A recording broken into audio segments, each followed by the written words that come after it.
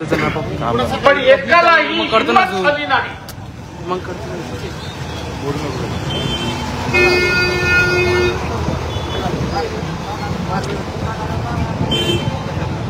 पण एकालाही हिंमत झाली नाही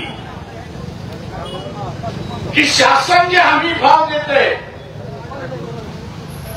शासन जे हमी भाव देते त्या हमी भावाचा कायदा करावा आणि हमी भावापेक्षा कमी दराने जर विकत घेण्यात आला तर त्या व्यापाऱ्याला 5 वर्षासाठी जेलमध्ये घाला.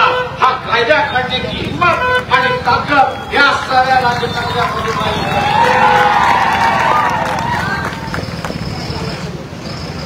ही ताकद आणि हिंमत नाहीये. मित्रो, जी गरिबी इथल्या शेतकऱ्यांची आलेली आणि विशेष करून इथल्या गरीब मराठ्याची आलेली आहे ही या निजामी मराठ्यांनी आलेली आहे, हे लक्षात घ्या.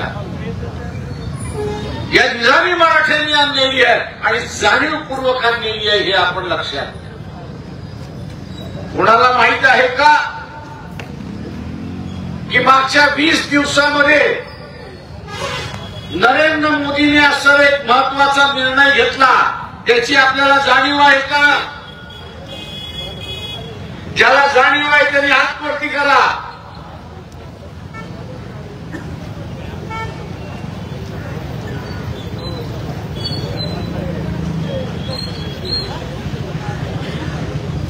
राजकीय दृष्टिकोनातून आपण जागृत राहिलं पाहिजे.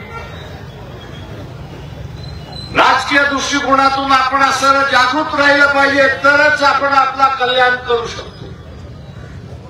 मागच्या 20 दिवसामध्ये नरेंद्र मोदींनी असा निर्णय घेतला, बँकेच्या मार्फत त्यांनी असा निर्णय घेतला आणि तो म्हणजे हा जो कारखानदार आहे, छोटा अदानी सगळ्यात मोठा कारखानदार जो आहे, त्याचं बँकेतलं 6.5 लाख कोटी,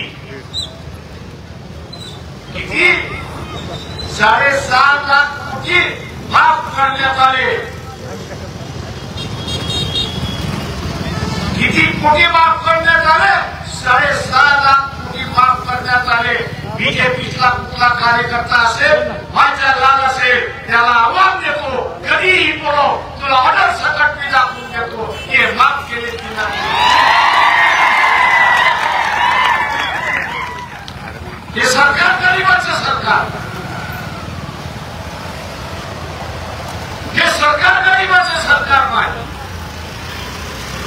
हे श्रीमंतांचं सरकार. कापसाचा शेतकरी असेल, सोयाबीनचा शेतकरी असेल,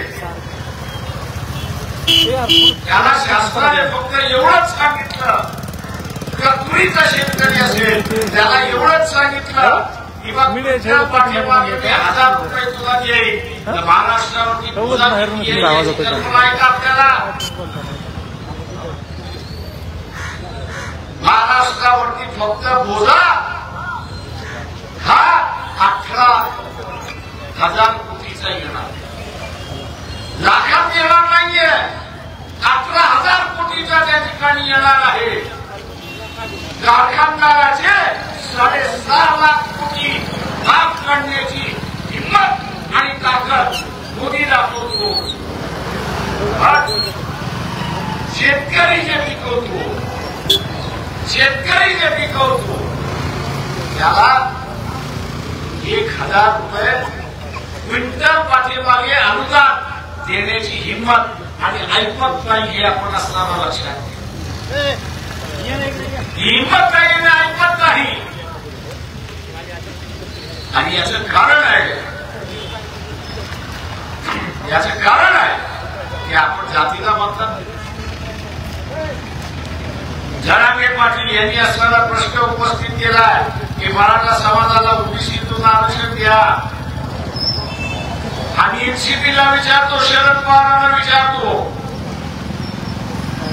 काँग्रेसचे बाळासाहेब थोरात आहे त्यांना आम्ही असताना विचारतोय घ्यायचे आहेत त्यांना आम्ही असणारा विचारतोय. बीजेपीचे असणारे देवेंद्र फडणवीस आम्ही विचारतोय.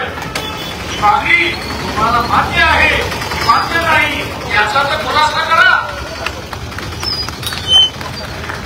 पक्ष म्हणून चालवताय.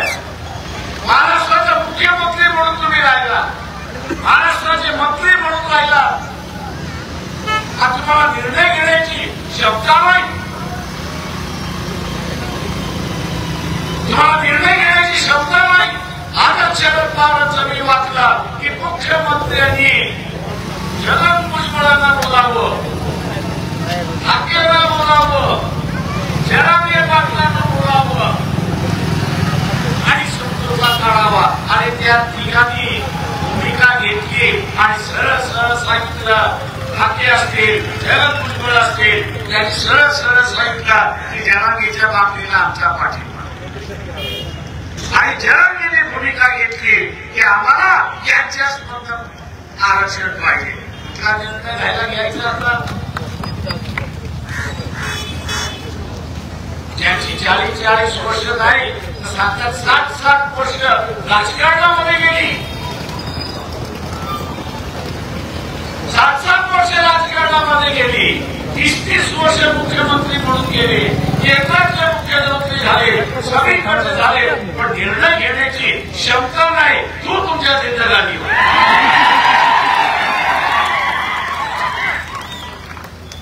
धोका घ्यायचा काय त्या ठिकाणी? धोका घ्यायचा आहे. पक्ष राहिला बाजूला, समाज राहिला बाजूला, पण या महाराष्ट्रातलं जे विघटन होत चाललेलं आहे, जो विघटनवाद चाललेला आहे, ओबीसी असं म्हणतोय मी मराठ्याला मतदान देणार नाही आणि मराठा म्हणतोय मी ओबीसीला मतदान देणार नाही. राजकीय भांडण हे मी समजू शकतो. राजकीय भांडण हे मी समजू शकतो. मतदान दिलं हे भांडण बिलगडून जातं. पण याचं नुसतं राजकीय भांडण होत नाहीये. याचं नुसतं राजकीय भांडण होत नाहीये. हे आता सामाजिक भांडणाचं स्वरूप त्या ठिकाणी घ्यायला लागलंय. सामाजिक भांडणाचं स्वरूप त्या ठिकाणी घ्यायला लागलंय. आणि ते म्हणजे याच्या लग्नाला जाणार नाही, याच्या लग्नाला जाणार नाही, याच्या दुकानात खरेदीदार नाही, याच्या दुकानात खरेदीदार नाही, याचं कोण बघणार नाही, याचं कोण बघणार नाही.